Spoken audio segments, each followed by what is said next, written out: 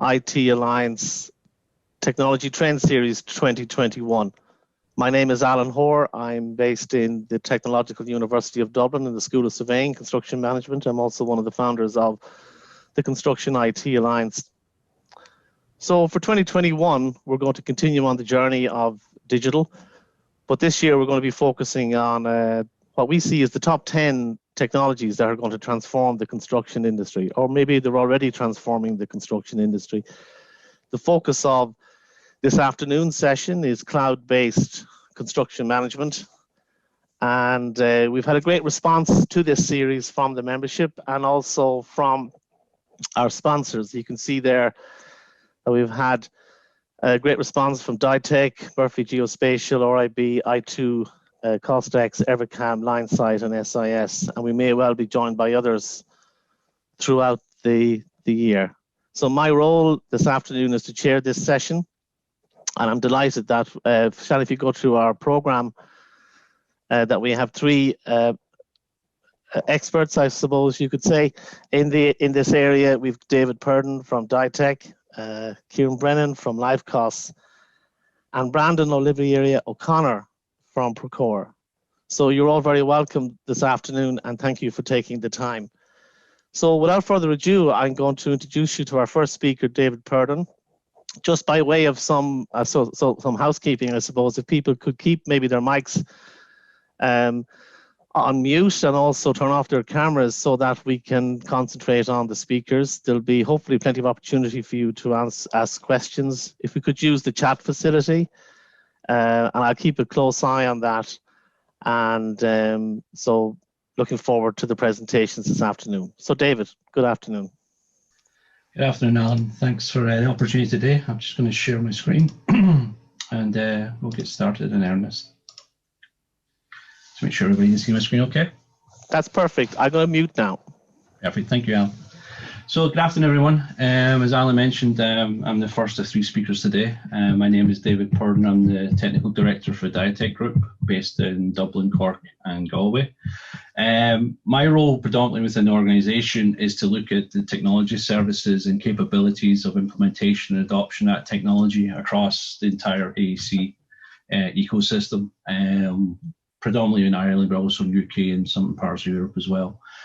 My presentation today is around cloud-based construction management, but I'm going to preface it with looking at a specific area, which is how can you use this technology better to democratize and cultivate success, particularly around digital project delivery for all stakeholders, not just those who have specific access to the latest and greatest technology. I want to start by proposing a question. And this is something I just want people to think about as I go through the process of my presentation today. On the screen, I've put down two specific feedbacks or questions or queries that I've got from clients over the last 12 months and beyond. And what I want to think about, or want people to think about, is what's the difference from a technological standpoint between what are the two things being described below. The first one is I need a tool that will allow me to capture issues and problems on site, versus I need a solution that will help us capture and analyze activity on site in near real time. And commonly when we come across looking and working with clients about technology, and particularly cloud, the approach is generally being facilitating a particular issue or a need or a function, rather than looking at the overall business and project function requirements to work in a more cohesive and collaborative form. And really, that's where the issue and where the main kind of conversation piece around cloud is really sitting at the moment, is that there's a need for a change. There's been a gradual change over the last 5 to 10 years, but now we're seeing an escalation in that change and that change requirement.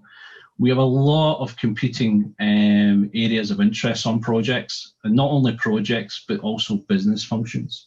And one of the key elements that in the implementation of cloud technology is that you're not only facilitating the requirement to digitize your project delivery practices, you're really looking at your business functions as a part of that process as well. So digitization and moving to a digital methodology is inclusive of all aspects of your business, not your supply and your deliverable, but also how you function as a business to facilitate those requirements and those services that you do. But it would be remiss to not kind of look at the last 12 months and not think about what impact that's had on this conversation. You know, the reality is that from a technology services company, the real two main things that we've had to function in relation to our helping and servicing our client base over the last 12 months has been around these two things: business continuity and better collaboration for non-centralized resources and staff members. You know, that has really escalated this whole conversation around cloud technology. The fact we can't have everybody in-house all the time means that people need to be able to function and be able to service the capabilities and deliverables and requirements of a business as well as a project in the exact same way as they were able to do if they were sitting in the office talking to a colleague or sitting around a table. So these factors have really kind of sped up the whole conversation piece when it comes to cloud and technology in general. But the main emphasis of cloud technology is data. You know, that's the currency of success and continued success going into the future. The companies who understand how to manage and cultivate the usage of data, the ones who will succeed the quickest and the most. The ability to look at how your functions, your business processes, your project delivery processes, the way that you collate information, the way that you store information, the way that you disperse information will be critical elements in looking at how your processes function, the skill sets and the capabilities of your teams, as well as the technology, solutions and provisions that you provide to underpin all of that. And really where cloud comes into is it's the foundation layer that all those other elements sit on top of. But really what it boils down to is having the right data available to the right people at the right time, and not having silos of information that are pushed out at periodic moments in time due to contractual obligations or a need to kind of withhold information to hold some IP integrity to it towards yourself. It's the ability to disseminate that information on a user by user level or a function by function level is really where cloud comes into its own. It allows you to collate all activity and all functions of data captured and then provide that back in a form that the users can then decide how they will actually utilize that information in its best way. You know, we're looking at how you extend the value of that data pool to include it into other aspects of your day-to-day, week-to-week, month-to-month business practices. You know, managing procurement, managing logistics, looking at how you can build your own bespoke workflows based on the way that you want to work and not by the pre-functions of the platforms and technology in the way that they want you to work. So we're now getting to the point where people can start to build out using cloud as a central aspect their preferred way of working. And there's certain things that are included in that that need to be brought to the conversation to help you make the best choice about what the approach should be. So to go back to my original kind of preface, you know, how do we democratize and cultivate success by utilizing cloud technology? Well, it really kind of boils down to basically four main elements. Having an effective collaborative methodology requires a collaborative technology to underpin it. You know, having a single source of truth that's readily accessible and being able to be readily accessible on multiple device types is a key critical element of it. You know, being able to disseminate and absorb information in a function and a form that's suitable for you as a target audience member is extremely critical in that process. Speaking of processes, you've got to look at the way that we function from a process to process standpoint. We're moving into an era where a lot of information is being required to work off site in a lot of instances because of obviously restrictions and health and safety requirements. So the ability to manage our processes and start to apply a lot more agile and lean principles to that requires having a technology platform that's readily accessible with all the latest up-to-date information. Again, that leads into how cloud works by default. But the other aspect of it, and where we're seeing more leanings to when it comes to client requirements and clients looking for the next kind of iteration of success, is having actionable insight. It's all well and good capturing data and having capture points and having information captured in a certain way, But unless you're utilizing that information in a form that allows you to make informed decisions, then the data really start to decrease in value. Actionable Insight allows you to look at specific trends and capabilities of actions and activities that are currently being undertaken within your business or within a project or multiple projects, and allow you to look for patterns of behavior and use those patterns of behavior to determine how you will then apply the next set of logical steps to either resolve an issue or to apply a more efficient process to facilitate a better outcome in many ways. But the key element that all of those three things sit upon is breaking down points in time or specific data silos. By having a consolidated platform in the cloud, it means that everybody has access to that information as and when they need it. They can update it as and when they want to, and they can allow then take that information back and absorb it and then action it depending on what part of the process that they're currently involved in. But one of the big elements is understanding. So there's a lot of kind of miscommunication, understanding in the client and in the market in general about what's the difference, what's a cloud solution versus what's a mobile solution. And the reality is that there's not really a determining line between the two. A mobile solution or a mobile app generally would sit in the space of an app provider, whether it be the Apple Store or the Google Play Store, for example. And that app would generally allow you to function in a mobile capability way. However, sometimes those apps are data locked to the device you're working on, and the function and the benefit of that information is stored locally on the device itself. Where cloud solutions come into play is that the data is warehoused off of the device. So it's stored centrally in a virtualized cloud environment in a data center, depending on the provider. The mobile apps then push into that information repository, pull information and refresh information on a periodic standpoint, depending on connectivity. But the idea behind it is that you, on any device, can then enhance and inform that information. You can review that information without there a need to be points in time where you push up specific sets of synchronized data. So it means that multiple stakeholders, irrespective of whether if they have a BIM authoring tool or if they have a cloud interfacing tool or a visionary tool or anything like that, can view the information in a form and a capability in the way that they want and utilize the information in a way that's conducive for them to do their job. So it really allows you to have enhanced accessibility. It doesn't require any manual updates because the information is updated and the platforms are updated in the background. It allows you to start to broker and introduce more collaborative methodologies and workflows. It has the main element from a BIM to a digital project delivery standpoint of having a single source of truth, a file that resides in a cloud repository. It's updated over time, it's updated by many people. That's the central document that people will then continue to refer back to. And whatever iteration that file is or that document is, that's the latest version of that file. There's no hunting around for any loose ends of files scattered around your ecosystems. And also the security element as well is having your information off the device. It can then be put into the cloud, and then that's where it's stored from that point forward. Every endpoint, whether it be a mobile phone or a tablet or a laptop or a PC, they're just connecting it in points of time. So the information is always stored in a centrally secure location at any given time. So from a risk standpoint, it allows you a little bit more peace of mind and knowing that your data is not basically sitting in multiple different places and different locations and having to manage the logistics of that. But the key thing for our point of view is having this unifying access. And that's really one of the core pillars of cloud technology and cloud platforms, specifically around the whole area of construction management.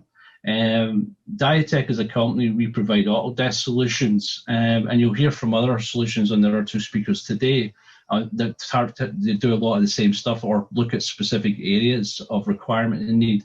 But for me, one of the key elements in this is the ability to move around and actually be able to look at the live data in a form and a function on a device of my choosing, be able to interact and communicate with that data to really enhance the process for multiple people.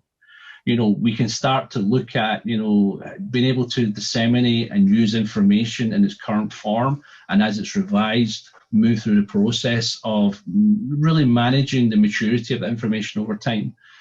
we have two examples on the screen here of BIM 360 and the now recently launched Autodesk Connected Cloud Unified Platform, which utilizes a lot of the same underlying technologies. So from a user interface experience, it's a very intuitive way of working. But the idea behind it is that having a central repository means that stakeholders of all different levels of requirement and need are always going back and having their communication in the same location.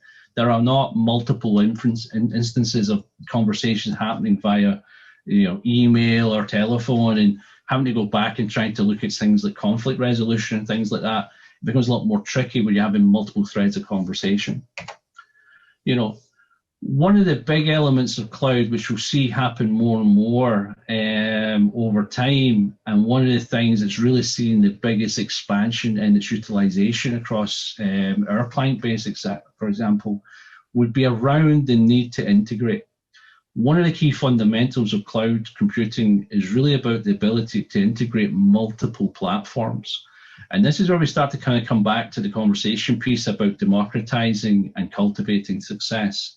We have clients, for example, who have a lot of in-house staff who don't directly interface with the project team, but they may be responsible for providing commercial information or business sensitive information or looking at tender packages or things like that. So they want to be able to integrate, say, their existing in-house platform, say something like SharePoint, for example.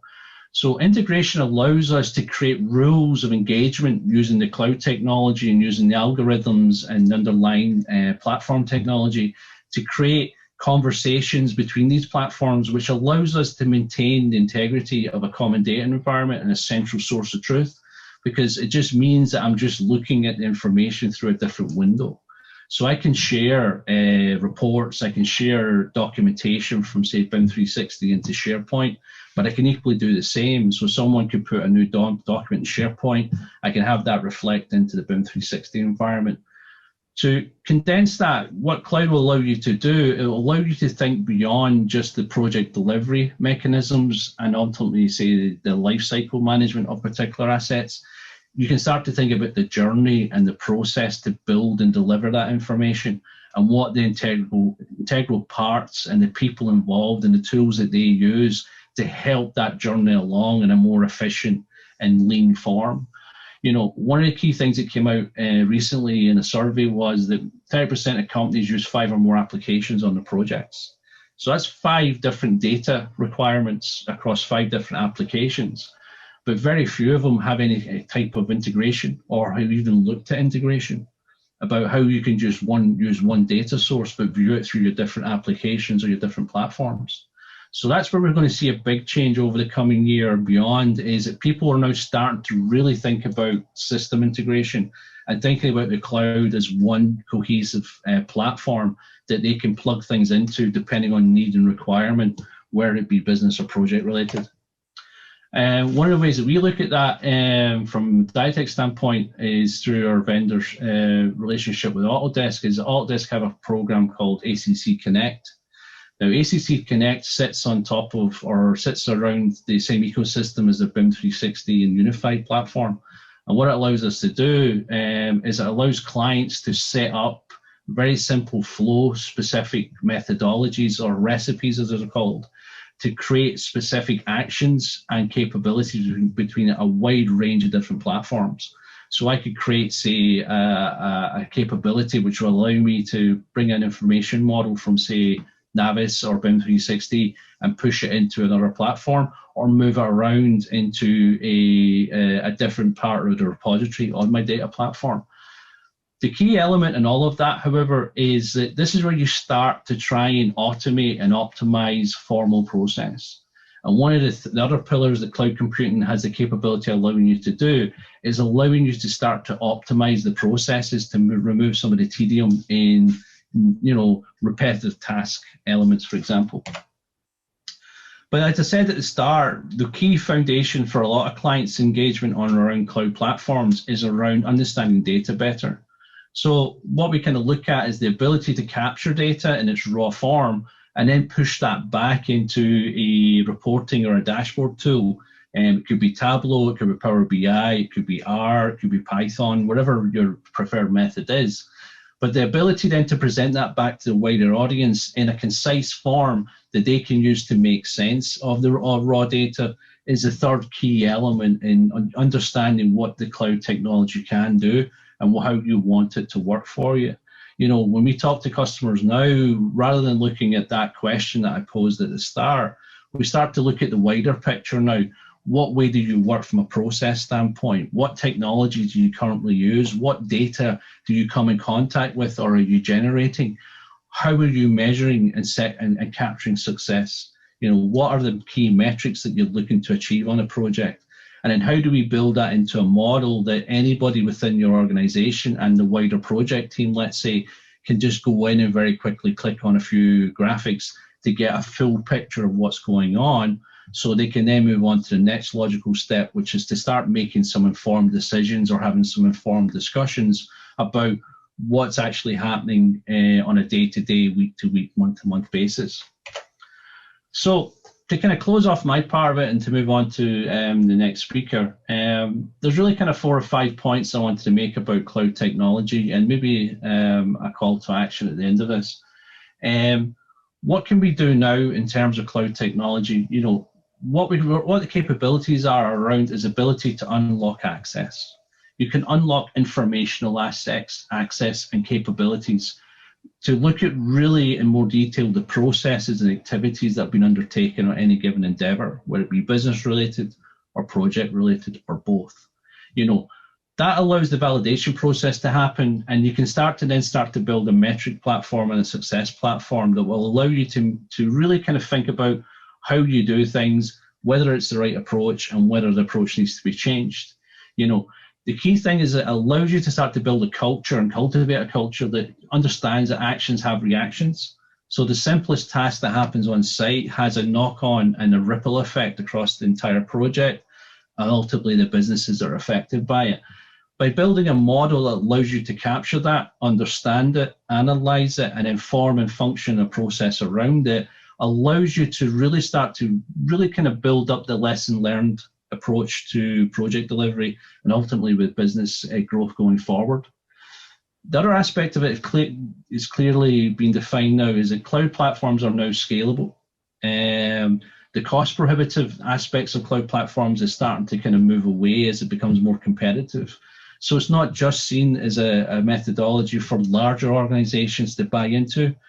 Smaller organizations, you know, anybody with 25 less users or staff members, being able to utilize the cloud is also a key component of their success going forward as well. But to be able to integrate and to interact with wider teams, but also to consolidate their preferred way of working into a more collaborative form, irrespective of where those people reside. But it is a culture shift. And, you know, the reality of it is that we're now seeing people more willing to look at what's going on cohesively as a creative team, as well as a business unit, as well as an overall organization, and looking at things that happen on that as a more intuitive way to make more informed decisions about how they should approach the market going forward as well. So to close off, a copy of the presentation will be given off to everybody. They'll include a couple of links to some of the blog posts and some further information if people require it, or if they want to look at some of the technology tools that I've been discussing on this presentation today.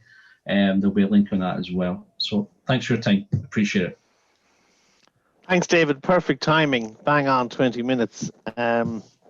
Really interesting. There's a comment there from Robert Armstrong. If we could get some more information on ACC.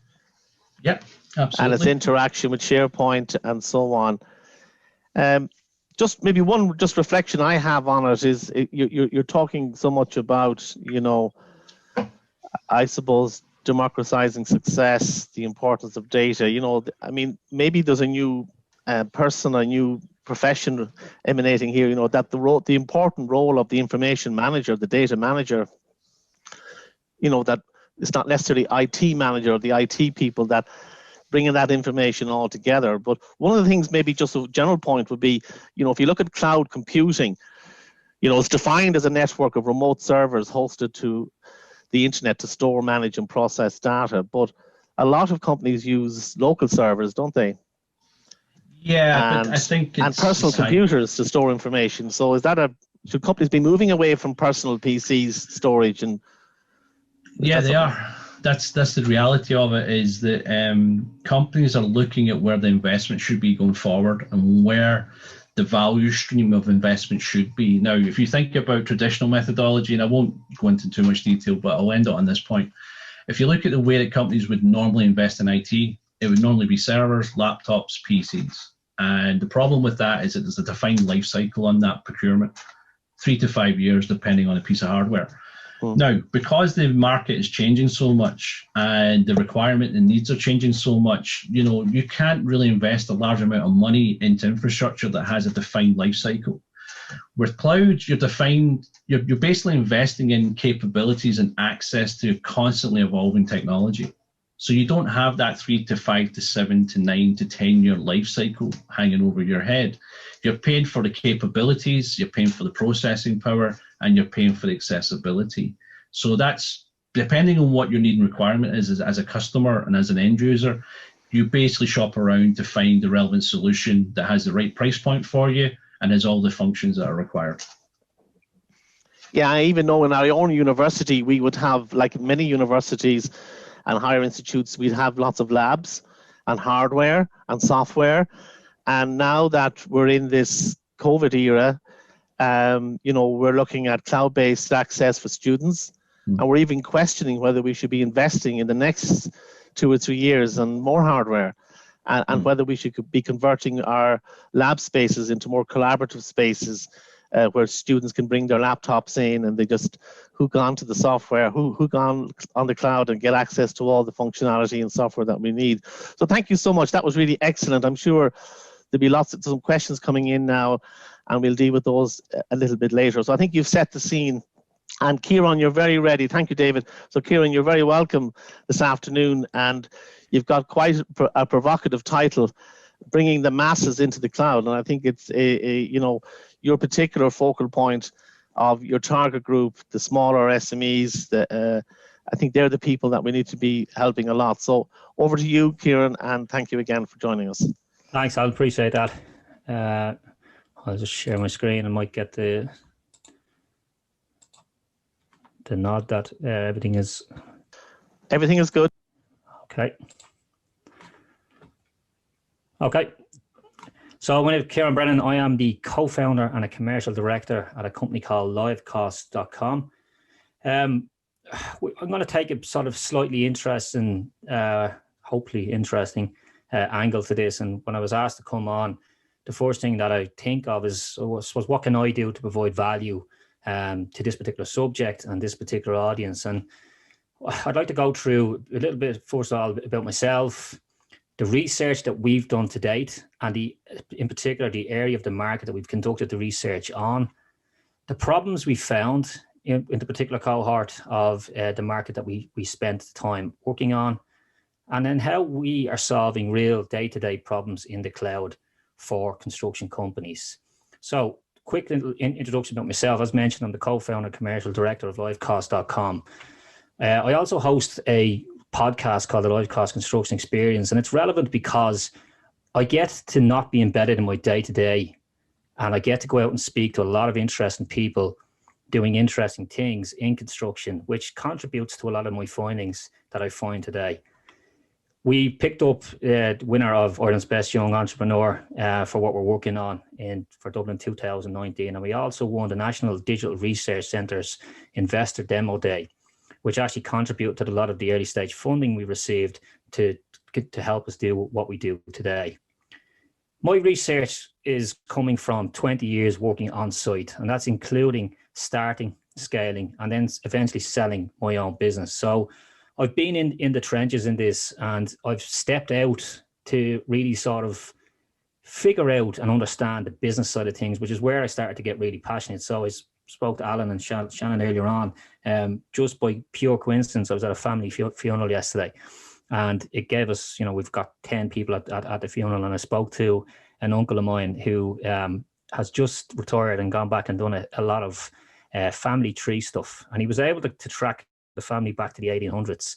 And just yesterday we discovered that I'm a carpenter, my brother's a carpenter, My uncles are carpenters. My grandfather was a carpenter, and we've traced back carpentry back to the 1800s, right back to the west of Ireland. So I talk about my experience in construction.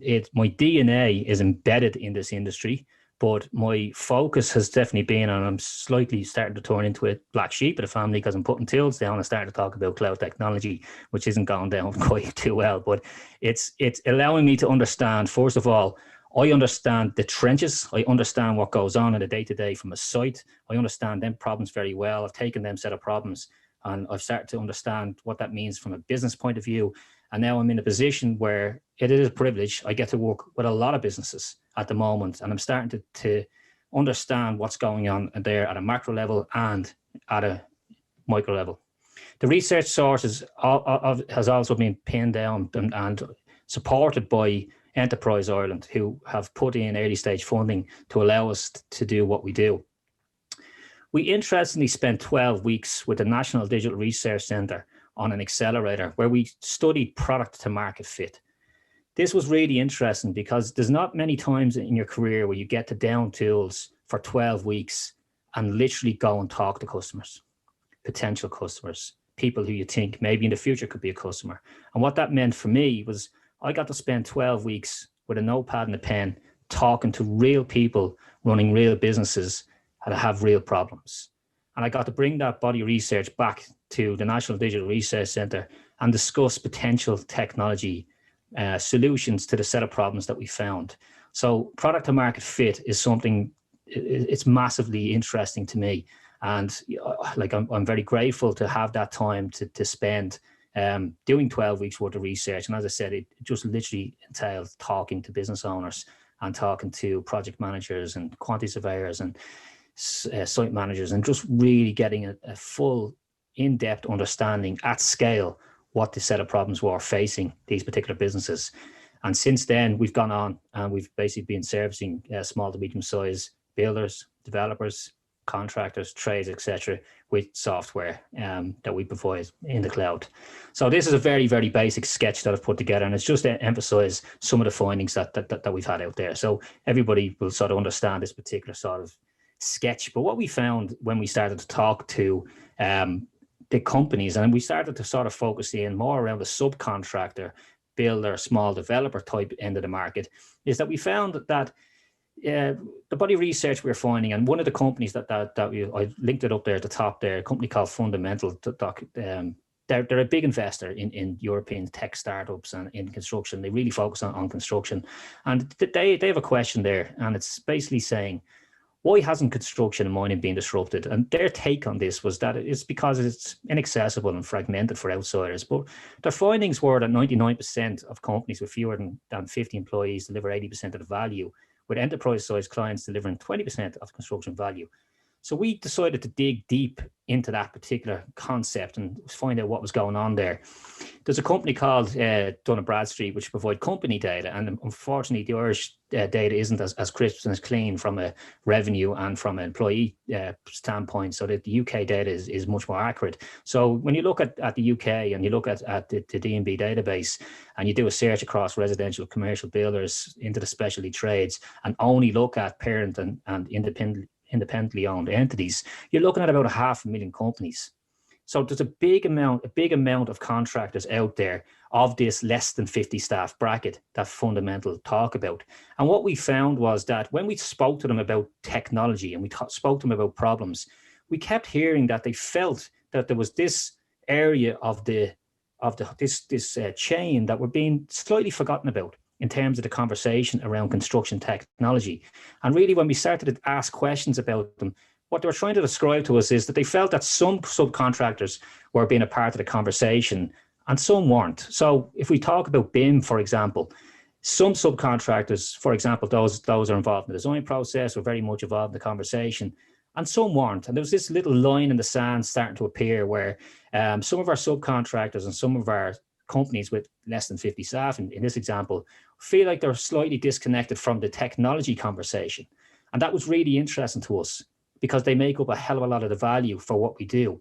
So as we started to discover their problems, we started to really understand that their set of problems were really business focused. They were very much financial focused, and they wanted to really understand what was happening on projects from a costing point of view. We found that Excel was dominating the business, and it dominated across project management, it dominated across cost management. And yes, there was account systems in play, but getting that data from site to office to project management systems through various Excel systems was just pretty messy, to be fair.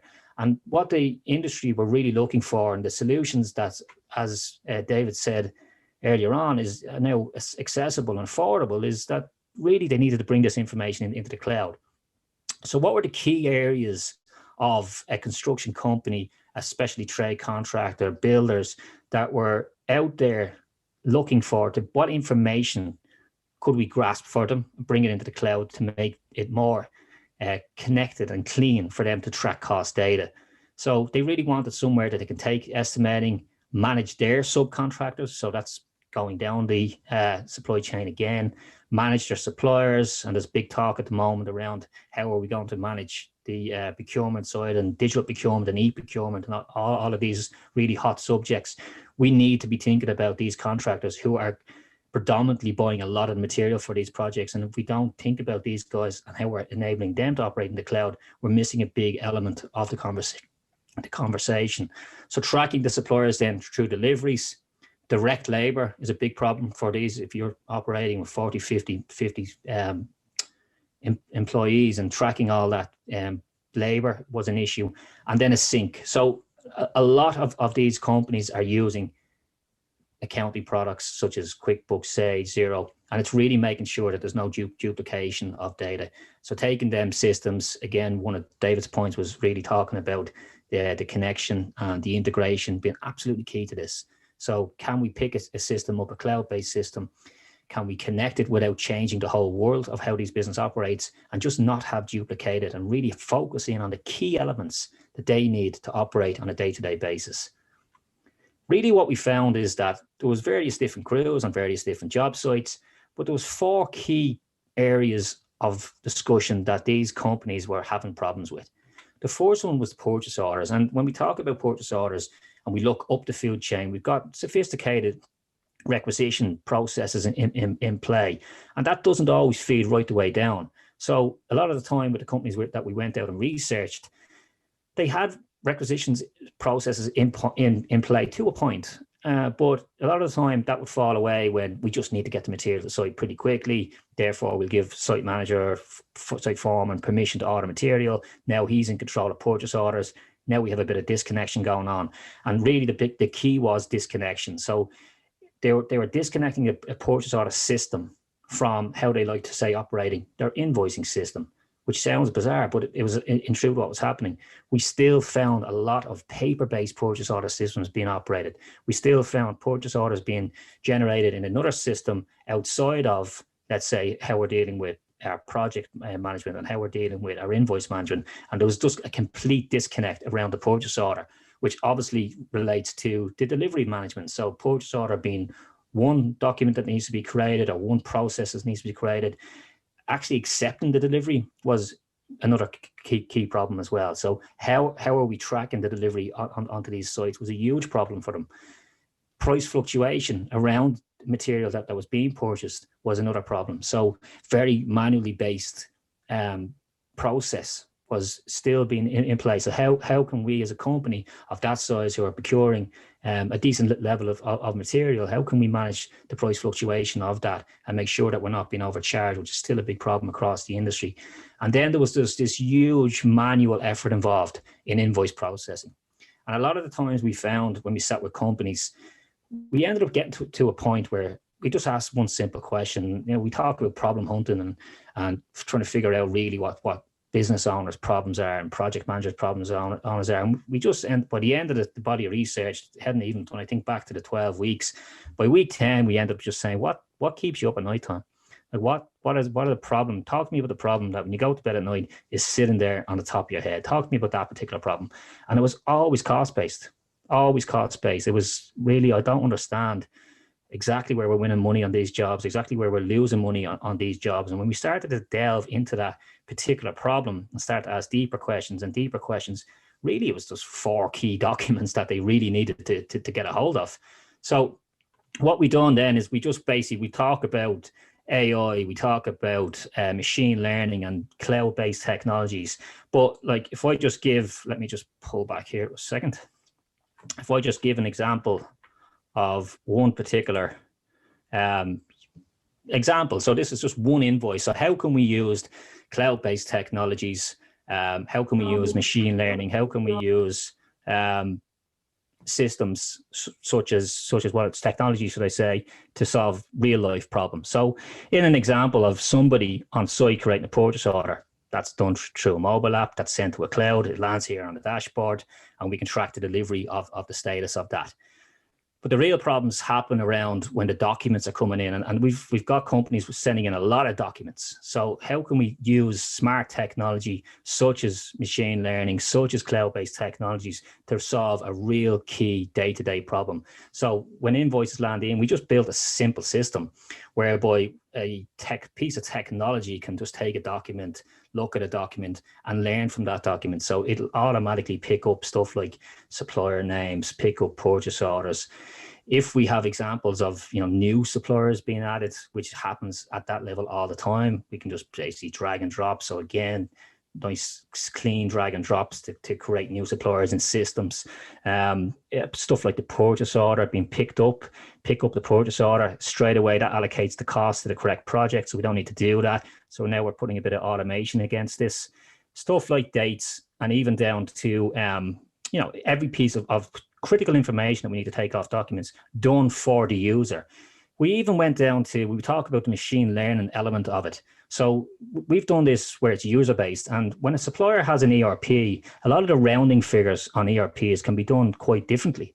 So the problem we had is we want this to be user-based, and we want users to build a machine so other users can benefit for that. So you can see here that we can actually round tax figures. So when the system sees a document once, we can just teach it. Okay, well, that's actually the rounding figure on that particular document. Then that's done. So next time system sees that invoice for myself or another company that use a particular supplier, we've now taught the system, this is the critical information you need to take off that document. So really getting through to, and that's just one example of one particular document being an invoice. So really the conclusion of that really, sorry, just clicked out of that. The conclusion for us really was that companies with less than 50 staff, we find, are very technically underserved. And that's based on the level of research that we found. And these companies are key to our industry's digital transformation.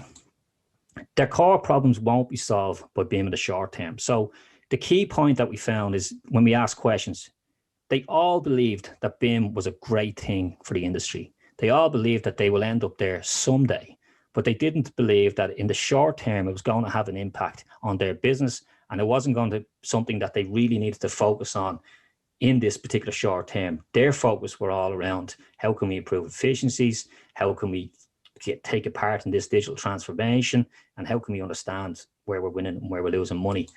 And we feel that there's a responsibility, and I was going to say a responsibility, I mean to industry as a whole, to main contractors, to the top tier, to construction technology innovators, to big companies, to really include the real businesses that are having real problems part of the conversation when we talk about all things bringing construction into the cloud.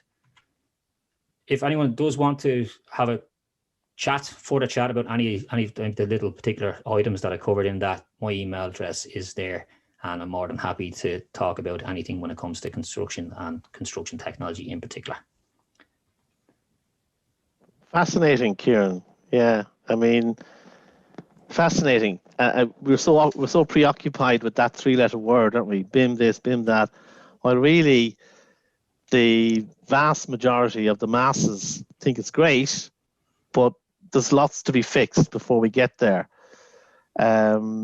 I suppose you could kind of describe it as the need to digitize supply chains. And I know that in my own previous work, we were looking at digitizing requisitioning orders, delivery notes, all of that sort of thing has to be fixed so that the supply chain, that is the suppliers, the people who do the building and supplying, that they need to really integrate into the into the bigger ecosystem. So really, really interesting, and the need really to reach out to the micro SMEs, I suppose, would be the key, isn't it?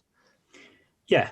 These companies are certainly moving toward the cloud, and a big key to that, Alan, would be, we see a lot of them already on the cloud.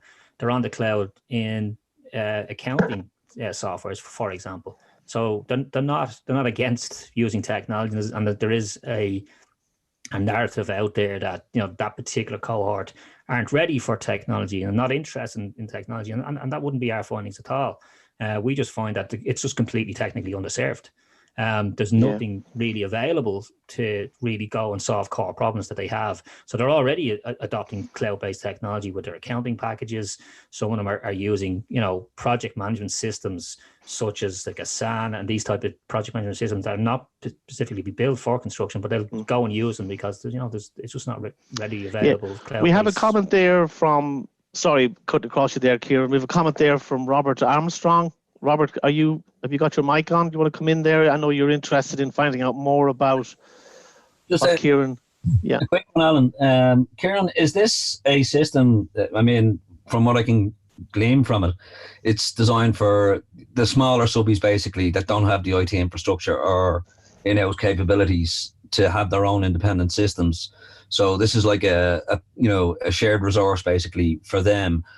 But I know you did say it integrated with other things. Does it integrate with main contractors and design teams with their systems? Like I'm looking at this, is it feeding information from our systems to them that's actually of benefit to them on specific projects? No. So how it works, Robert, is it's an independent system. So large subcontractors, we'd have a lot of the large subcontractors in the country there that are feeding up to the main contractors would be using live costs. And what they use it for is that they'll take a project, they'll plug a project into live costs, and then the system will automatically track direct labor, material, subcontractors, plant and machinery back to these dashboards. So that doesn't feed information up to their main contractor. Really what it is, it's telling them, if I was to summarize it in one line, we tell them whether they make money or not. That's it. No, that's fine. That clarifies that. Thanks a million. No worries. Yeah. Just so before we go on to our next speaker, I know in a lot of contractors, in particular the larger contractors, the cost information their commercial managers are getting, their quantity surveyors, their managing surveyors, the cost information they're getting is quite latent and late. Until such time as the accounts can allocate project codes to various deliveries and projects, they don't really have a real-time snapshot of exactly where the project is. It's normally 4-8 weeks ahead that they're getting the information, and sometimes it's too late. It's 100% accurate, and the point you're making actually relates back to where the branding came from with the business. And when we sat and chatted with, as I say, hundreds of construction companies, when we summarized what they actually were saying to us, is they wanted real-time financial data. That's it in one sentence. So we said, okay, so you need your costs live. Is that right? And they, absolutely, that's what I need. And then you see these costs in real time. And the funny story is we went straight on and couldn't believe that the branding livecost.com was available. So we took it gladly. But yeah, that summarized it, Alan, in one hit. Yeah, I see the building merchants, I see the building suppliers having a key role here. Yes. If you want to digitize supply chain, you've got to work with them, Absolutely. Yeah. So listen, thank you very much, Ciaran, and wish you every success in your journey with Live Cost. So our final speaker this afternoon, Brandon, good afternoon. Good afternoon. Thanks for having me, Alan. So we're delighted to have you. So you're going to be talking about data and insights into construction. What comes next comes now. I think I said, what comes next starts now. So over to you, Brandon. I'm looking forward to your presentation. Excellent. And let's have those questions coming in on the chat, please, so I can help me monitor them. Yeah, thank you, Alan. Great work, Ciaran. Great work, David. Incredible presentations. It's actually a really nice segue. So what we've been focusing on until this point is moving to the cloud, receiving value from the data that you have. And I want to further progress that point. So today we're going to cover data and insight specifically, and it's actually what we see as the competitive advantage and what businesses that have adopted the cloud are reaping the benefits of, and how they're using that to transform their business. Just really quickly, for a quick introduction, my name is Brandon Oliveri-O'Connor. I'm based out of London, despite the accent. I've been in the UK for 3 years, and I lead Procore's Europe, Middle East, and Africa business. Born and raised in Silicon Valley, so I have a bit of a different entrance into the market, which I'll share in a couple slides, but really excited to be here. A quick introduction of Procore for those that don't know. We are a global construction management platform. We have over 9,500 customers across the world in 125 countries. Those range anywhere from the SMEs or the SMBs that Ciaran mentioned, all the way to tier one contractors. That could be anyone, tier one contractors. It could be anyone from a main contractor to a subcontractor to a client owner. We have products and solutions that really help everybody in the industry, and that meets our mission of connecting everybody on a global platform here. So today we'll go into, almost clicked the wrong button there. Today we'll go into, we'll start with the competitive edge in 2021, and then speak to how clients are, our clients and what we're seeing in the market, the clients we're speaking to in the market get to this point. So what was formerly driven by regulation is now being driven by the client base, which I think is really interesting. And I saw integrated BIM, I think it was in the chat somewhere there. That was born from regulation, but we're now seeing it be a demand in the market, right? And this is increasing the construction tempo, right? As clients are becoming much more cloud focused in their own businesses, they're demanding it from their construction businesses as well. That's bringing cycles from 12 to 18 months to 6. Right? And it's increasingly putting pressure on not just the main contractor, but the entire supply chain. It's then forcing people to get much more competitive, and it's making tenders much more complex, which is, driving, I think it's driving innovation in the industry, but it's causing a bit of apprehension, which we're here to hopefully resolve along with, Ciaran and David. We're also seeing a bit of a cycle, which is pretty interesting, in that when we move to the cloud, more data centers are required, and we're seeing a bit of a new emerging industry within construction that tends to bring things full circle, which we're excited to cover today. So what I mentioned in slide one, I don't come from construction, actually. I joined the construction industry 5 years ago when I joined Procore. And the reason why I joined Procore, not just because the company culture was great and it was really exciting to be a part of what was to come an incredible growth journey, it was being able to see what other industries are doing. I came from a previous cloud-based company solving problems for all markets across the industry. And construction was one of the industries we never spoke about.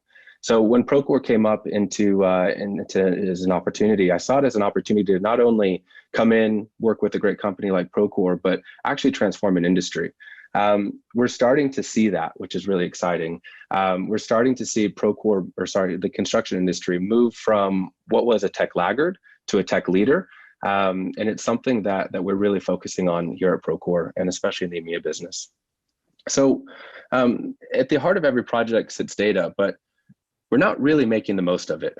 Data means a bunch of different things, but there's really 3 lenses to look at data. You've got data quality, data access, and data timeliness. We've all heard the saying, data in is data out. So we need to really make sure that the quality of the data that we have is at the utmost quality level, and it's coming from the right people, right? It's coming from the ground. It's coming from the people that are accessing that information in real time. So as we progress this industry, we need to focus on not just capturing data, but making sure it's the most quality data we can. It's got the access it needs. We have access to it when we need it, and it's providing the segue, if you will, into the next movement. So 96% of all data captured goes unused. This is after a recent report that we ran, and it's it's pretty scary to see, to be honest, right? Once you move to the cloud, you have access to all this information, but if we're wasting it, what's the point, right? We need to be capitalizing on the data that we're capturing and making sure we turn that data into value.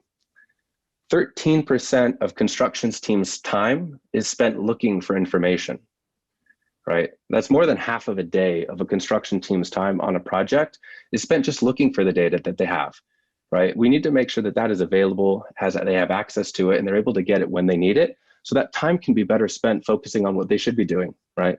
That's building a more productive job site and a more safe and healthy job site.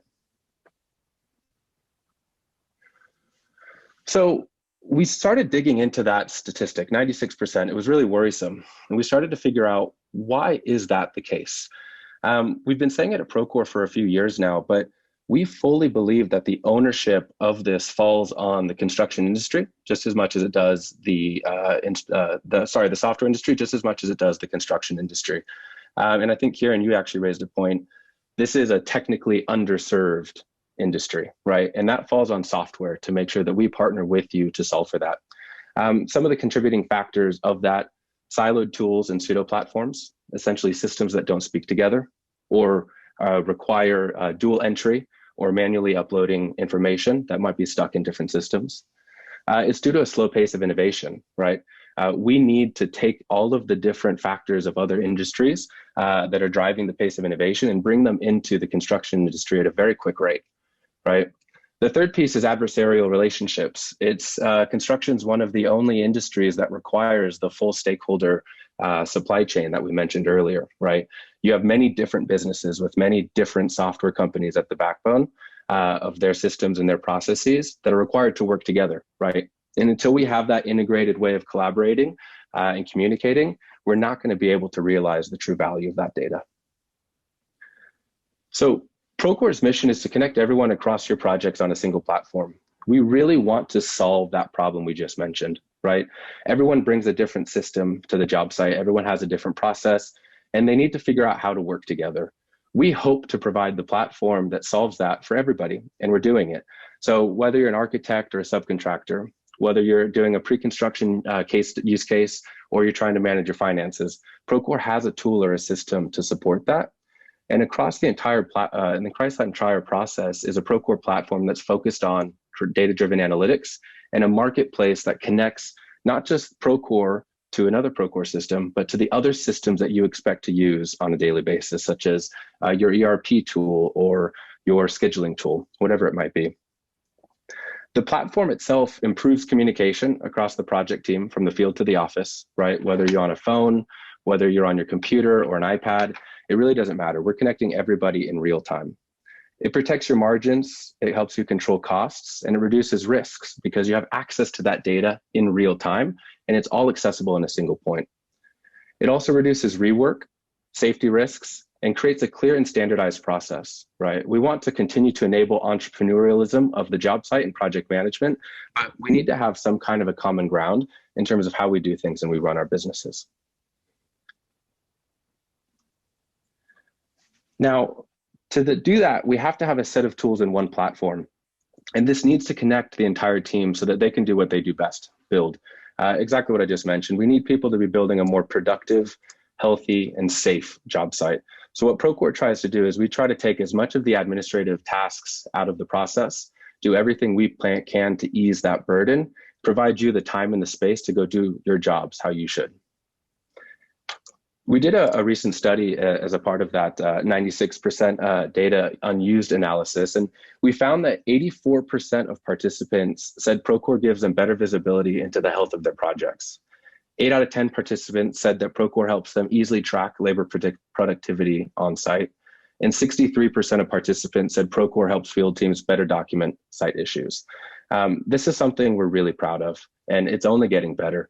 Procore invests into this platform consistently, constantly as well. Our teams know that we're constantly retraining and training on new and exciting updates that are coming from our product team, and we're excited to get those out into the market quick.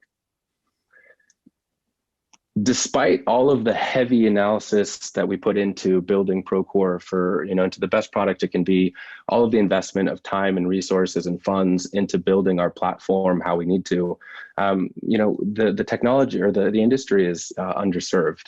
And there's a bunch of incredible systems out there that are solving key initiatives and key problems that we're truthfully not in a position to solve. Rather than take those on directly and try to compete in those solutions, what Procore did a few years back was we completely opened up the Procore platform and created an API that gives you the ability to connect those tools and those systems into Procore and reap the benefits of them together. For example, we have a Zoom integration. You can launch a Zoom call immediately out of a site diary. We have an integration with Microsoft Office, so you can get an email from a client or from a subcontractor online, immediately turn that into an RFI or a snag directly through your Outlook and push that into Procore. These are the ways that we see the industry changing. We all have to work together. Not one of us is going to win. We all have to work together to make sure the industry wins itself. Now, you've heard today from three of us. We're all working hard to drive innovation across construction tech, right? Every single one of us has an incredible, compelling opportunity to do that. And we all stand to gain from that investment, right? It's my personal goal for all of us to work together to turn the perception that construction is a tech laggard into a tech leader. We have an opportunity here to work together to leapfrog industries and take advantage of all of the goodness we're seeing around us. In order to reach that goal, though, we need to truly move to a world of smarter construction. That's using data and analytics. That's using AI and machine learning at the backbone of our business in order to help us make smarter decisions and go back into the job site with lessons learned and new ways of doing business. Now, Procore solves this with a handful of principles that underpin our platform. That's creating a single system for field and office, right? One platform that everyone can connect on, regardless of where you are and what your involvement is on the project.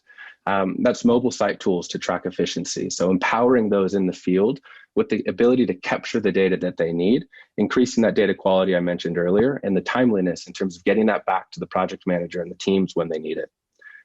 It's also accurate and real-time information. So while you're capturing this information and you're sending it from site to office or office to site, we're tracking that, providing analytic tools in the background to report off of that and start to make key insights as you go. So you can have, for example, a quick pane of view around the job site in a RAG report at the very foundation. If you want to go down to more granular levels, you can start running analytics that show you predictive perspectives on the job site, able to predict what your next incident might be based off of some of the real time and near misses that you have on the job site. Now, the competitive edge for builders is really going to come through improved visibility of performance, improved reliability of information, and improved collaborations of teams. We're really, really working hard to develop this and look forward to working with everybody in the industry to achieve this. These are a handful of the clients we're proud to work with. We've been in the EMEA business for roughly 5 to 6 years. We've been launched in market for 3 years. Handful of clients here have been with us through that entire journey, which we're really excited about. And we're adding clients across the board, new markets every single day. So if you have any questions, please reach out. I'm happy to answer anything directly here, or if we need to, happy to give a demonstration later. Thank you very much, Brandon. I see one of my previous employers on that list, Henry Booth, where I started my journey many years ago in the UK in the mid-80s. So it's interesting to see. They just renewed yesterday after their first year, so they had a great first year of implementation. Yeah. I was on their civil engineering division. That really, really interesting. You seem to have sparked a bit of interest with your comments because, and I think you're right. I mean, and I know Ciaran talked about technical underserved industry. You talked about the siloed pseudo platforms and the slow pace of innovation and adversarial relationships. That particular comment on adversarial relationships seems to have sparked some interest. So what I'm going to do now is maybe just open it up a little bit more.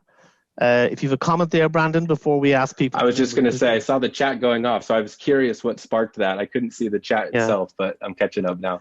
if delegates, 3 fantastic presentations. So let's just look at them in the round. We've a lot to fix, but I might just pick on a few of the delegates, if I may. So Ross, good afternoon. Could I ask you? You're always a good man to throw a question. How's it going, Alan?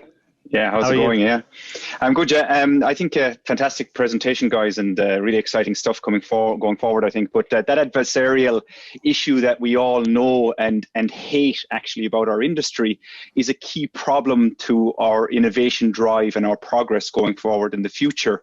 Until we solve the contractual issues that we have today, the vision for BIM and integration will always be a struggle in our opinion, and we have many people on the call here today, and I guarantee you everybody hates this adversarial part of the industry, I'm sure. And I think Brennan, that was a very nice part of your presentation there, and something that needs to be brought to light. But just a comment on that, Alan. Yeah. Yeah, and I think was it Robert that mentioned that the CIF might have a key role here going forward, a very powerful lobbying group that they might be able to persuade the leaders in industry and government to really start to select procurement models that are more digitally enabled, and that rather than tweaking existing linear adversarial models, to maybe look at things like integrated project delivery, another more design and build, those other methods that allow for digital to flow better,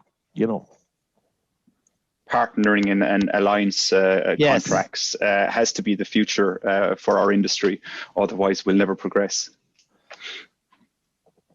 Yes, and could I just throw one question there? I know we have other comments there. Is it too much to think that in the future, the customers that you have, Ciaran, will be ordering from the BIM model direct?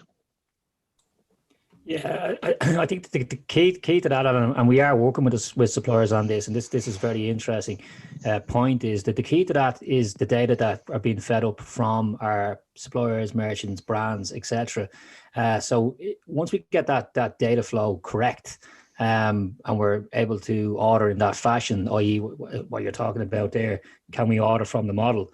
The problem at the minute is that there's a huge disconnect between the data, between let's say on the model versus what the actual go down into a product code for a merchant is. And I think once we systemize and organize that particular issue, you're going to see that happening at scale without an issue. I don't know whether we're there just yet. Well, it's happening in other countries. I don't know if Sean Dennison is with us, but in Norway, they have a national product database, and you're getting contractors routinely ordering from model information. This is something they've been doing a number of years now, and it's just really, to get to that point, you have to have a step change and involvement of leaders from right across the supply chain to get agreement on something like that. But I think we'll probably get there. A comment there from Connor Shaw. A couple of questions. How do we alleviate concerns around security when commercial data is being stored in distributed servers? Probably a question for David, possibly. It's a perception issue rather than an actual security issue. I come across this question quite a lot. Clients would say, well, how secure is my data in the cloud? And I would ask them a simple question to start off with, which would be, do you send email? Yeah. Well, you're putting data in the cloud already. I said, do you have a problem sending an email? No. Then, you need to move past the perception problem of your data being more or less secure in a data center, secured to military grade security, versus you having a server in a corner of your office, which is next to a window that if I was so inclined, I could smash the window during the night and steal your server. So the perception that your data is more or less secure because you don't physically host it within your localized environment is a misconception due to probably a lack of information from the security side from the data providers themselves. The reality of it is that your data is only secure as the weakest link in your chain. And I've spent many years working in IT, not just in the construction industry, but in IT in general.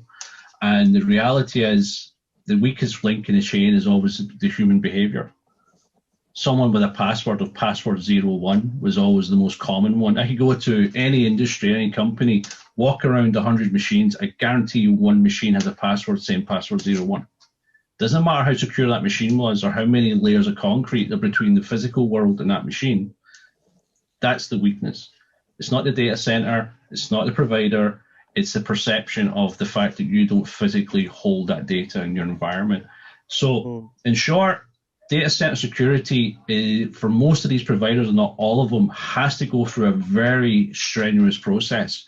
Having the data distributed across multiple locations does not deflect the fact that that data still has to be secured the same way. It just means that if a data center drops, let's say a location in Dublin, you connect to Northern Europe or you connect to the US, depending on the jurisdiction. But, you know, the reality is people are sending information through the cloud without even knowing it.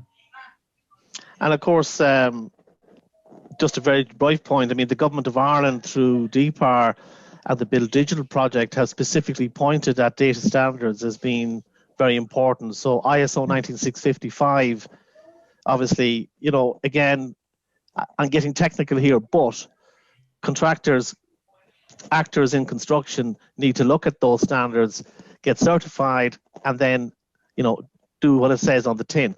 So we've another question there. I think it's probably coming from Connor again. Could anyone speak about what the role of semantic web tools might have in future web-based work? I don't know who I want to direct that to. Probably Brandon or David again. So again, we're getting a little technical, but do we? Yeah, I might ask for a bit I can't answer it. Maybe just a bit of clarity, Connor, on what you mean by semantic web tools. Hi, if you don't mind, I just unmute myself. Well, I suppose we're talking about distributed data, and semantic web is the idea of distributing data across multiple places and not housing in one location. And I suppose it's quite conceptual at the moment. It's kind of in academia a lot at the moment. It's getting a lot of focus. But just if anybody had any ideas about that, it's particularly relevant for interoperability of disparate data types.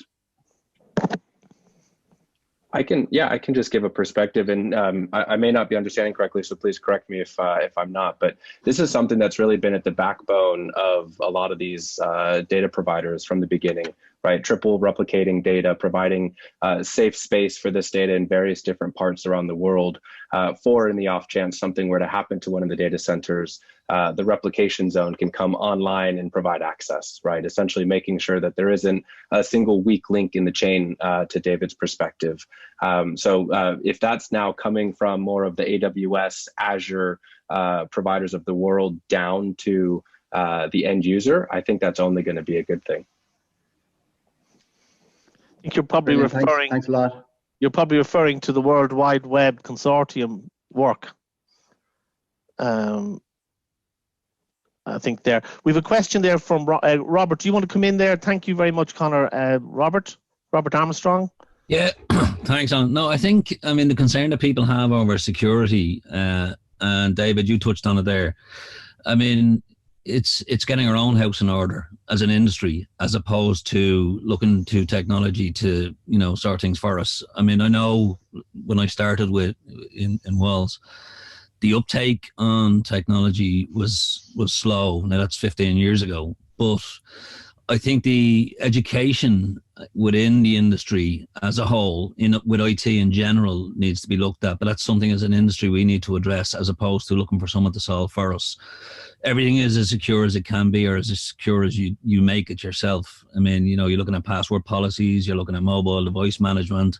They're all technologies that are there and have been there for a long time. It's just that to ensure that they're implemented correctly. I mean, the only thing you get into then is, where's your data housed? I mean, as I said, for us, it's with Azure.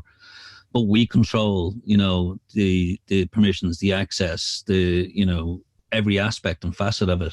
We control that ourselves. We define it ourselves down to geolocation as to what data centers they're in. So, you know, I think that is something that we need to look at, you know, and I think CITA has a big part in that and is actively doing that, addressing, you know, the educational standards and IT awareness as a whole within the industry, without regards for BIM and all the higher level stuff. It's the basics that will, you know, be our downfall. So I think we are getting to that stage. And I do think that, you know, all of the technologies discussed today were fantastic, and can be massive benefits to the industry.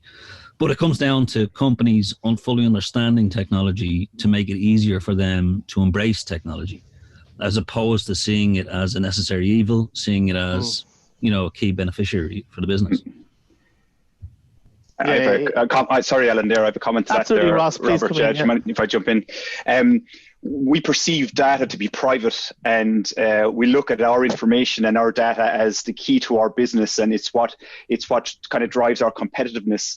Yeah. But the reality of it is that in order for us to progress, we need to be more transparent in terms of our data and share it, so that we can, as an industry, to come up together, because data itself isn't the key to the business. It's the people behind it that are driving the business that are the key. And that's a key fundamental, I think, in the future of how we should change our perception of our industry, and especially for cost data.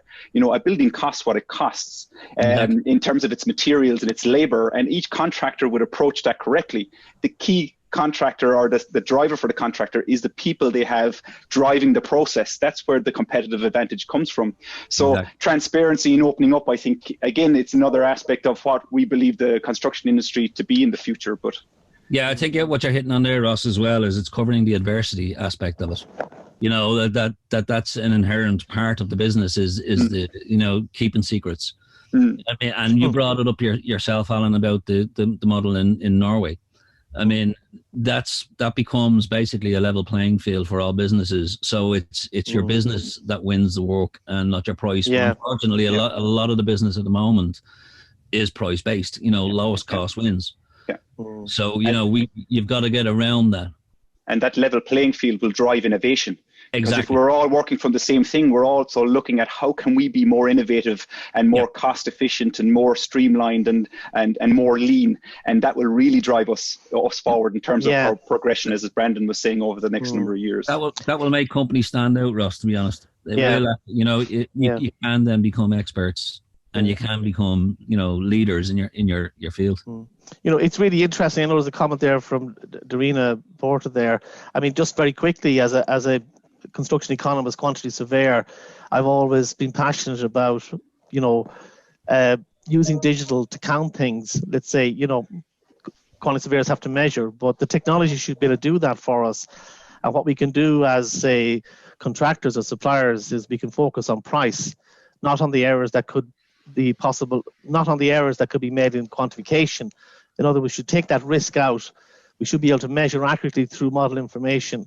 We need to get that fixed, so then contractors can, you know, focus on the value engineering and the cost component of the price.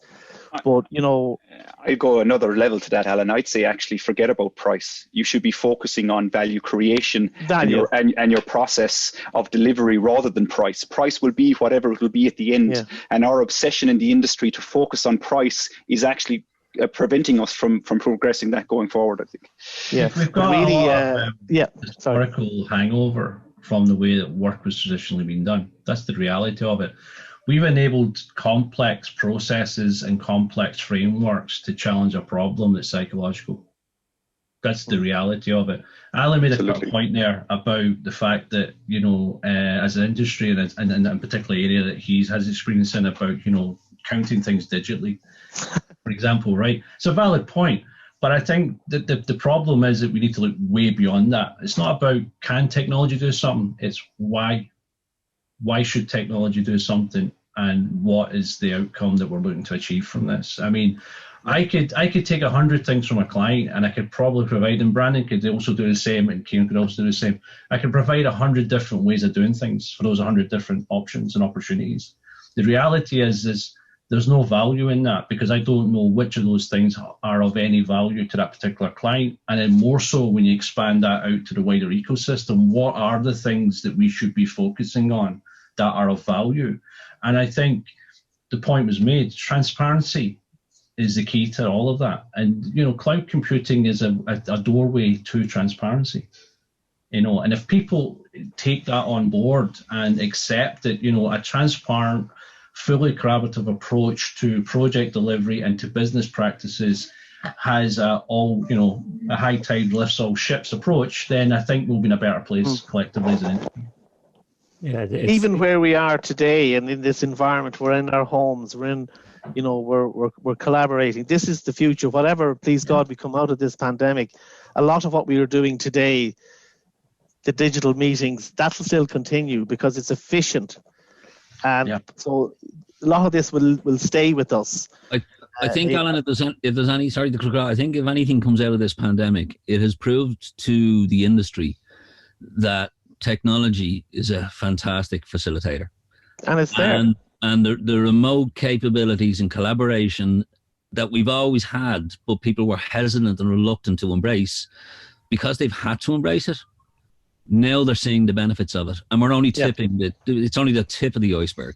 We've seen that, just to jump in on that comment there, Robert. We've seen that whereby we have customers here, we've customers in the UK, we've some customers in Australia, New Zealand, and a little bit going on in South Africa. But for any of our customers here, pre-COVID, they wanted to see us, come to my office, talk to me. I want to see I want to look into your eyes you need that talk too. about this. Yeah. But what we've definitely seen is an adoption from the industry to fully accept that actually we don't need to be there, and we can do training now on Zoom. And I accept that, and I've no problem with you just doing a Zoom call in here, training my staff, and then zooming back out. So the efficiency in terms of how we operate and how we can train and educate has been absolutely accelerated due to COVID, and the adoption has been accelerated due to COVID as well. Necessity drives change, I think, sometimes. Yeah. And the difference between lockdown 1 and lockdown 2, you could see it. Selling in lockdown 1 was much more difficult. People weren't kind of open to the idea of that face-to-face. But lockdown 2, what we're doing right now it's second nature. Now people don't need to see you. You don't need to be in country even, you know. It's great progression. The efficiency levels as well coming out of it, Russ. You know what I mean? People are, you know, in some cases, you know, practices and businesses are becoming more efficient. There is a trend, though, that is important to understand as part of this. To put it into context, this has probably been my busiest 12 months on record, if I'm being brutally honest with you. But I haven't travelled in my car at all. You know, I'm probably hitting, and Brandon, I can see you nodding, you're probably in the same boat. The reality is I'm probably hitting more meetings, doing more engagements, I'm getting more productivity done. But it's not because I'm working any harder, I'm just working more efficiently. But there's a negative side to this that we need to be very careful of as well, is that there are two main elements that came out of this that I've noticed with clients. One is that users and the end users that are involved in these customers are balancing the work-life balance a lot better now. Yeah. Because they're in a position, because they have to. There's no choice. You need to work and balance your life at the same time. The other side of it is that people are forgetting to switch off. Yeah. Connect, That's me. You know, that's the reality of it. And I'm seeing that companies now are starting to put in specific structures within their organizations as part of this new way of working, where they're telling people, do not read an email after 5:30, 6 o'clock at night. Don't answer anything after 5:30, 6 o'clock at night. And when you turn on your machine, make sure you put up a presentation that says you're online. Yeah, I mean, even with the Irish government has jumped in. The Irish government has jumped in there now, David. Even, you know, they're bringing in the right to disconnect. Which has been in France for years. You know what I mean? It's a subset of that. But I think the important thing I would stress on that in terms of all of this is we've taken on a lot of change in a short space of time. A lot of that change was coming up way too much from the other industries that we were bringing technology from, whether it be process engineering, the gaming community, all these different methodologies and approaches. We're at a point now where it's kind of hit an apex where things are now going to start to be kind of stripped away, taken back to the bare minimum of what the industry needs. Out of that, you're going to see where the real innovation begins. Now we're going to start to see people enacting things on the data that they're collecting. All this information that we're collecting in our BIM models, all these processes that we're affecting activity on. We've now got a body and a wealth of data we can now refer back to and see whether or not the implementation of the processes gave us exactly what we wanted. The deliverables and the information contained in the deliverables is being used and beyond into the next stage of life cycle. And then you're going to see a new change where the technology is now at a par with the needs and the requirements of the industries that are contained. Well, what we're seeing at the moment, David, and just on that point, is that like we've been gearing towards the ability to work from anywhere for the last 6 or 7 years. We've moved almost 100% to cloud solutions for everything. It's a prerequisite for us now for anything. But what's come out of this is, you know, you're seeing that the users who know the business, as opposed to IT, who will know the technology, the users are actually driving the change. The users are coming to us and say, we have this form that we used to use as a manual piece of paper, or this problem that we need on a site resolved. And now it's you know, technology is becoming a big part of that. It's okay, well then let's look, can we do an online custom form or a Power BI implementation or a Power App solution? So it's driving it more and more digitally, from even down to things like health and safety forms on site, you know, self-declaration for COVID. Small things like that are making people look and go, well, why can't we do this and why can't we do that? And it's actually helping develop technology-wise within the industry. Yeah, one's feeding the other now. That's the key thing. Yeah. As chair, I'm going to have to bring this meeting to a close. We could chat all day about this, I'm sure. It's been a fantastic event. I think the three speakers really did, you know, capture the attention of the audience. I think there's no doubt cloud computing can democratize and cultivate success. You know, David, I think you did a great job on that. I think, Ciaran, your work around getting product market fitness is a difficult one, but you know, even the particular focus areas of purchase orders, delivery tracking, invoicing, that's all the low-hanging stuff we have to fix for these people. And Brandon, I think you also did a great job in driving home that technically underserved industry that we have and the potential going forward. So just like to thank you for your time this afternoon. We'll be back again on the 18th of March, just to thank David, Ciaran, Brandon for some great presentations, to the CitA backroom team, Shannon, Elenia, Suzanne and Sam, for all the hard work they've done. And also, just to reiterate, we'll be looking at BIM on the 18th of March. We couldn't avoid it. But BIM innovations, I suppose, we'll be looking at on then to drones and digital twins, e-commerce. Ciaran will be touching on that later in the year. Robotics and all the other good stuff. So it's been great. Thank you so much. And so please pass on to your business partners as well this series, and try and build the momentum on this series as we go through 2021. So thank you. Thanks, everyone. Take care, everyone. Take care. Bye now.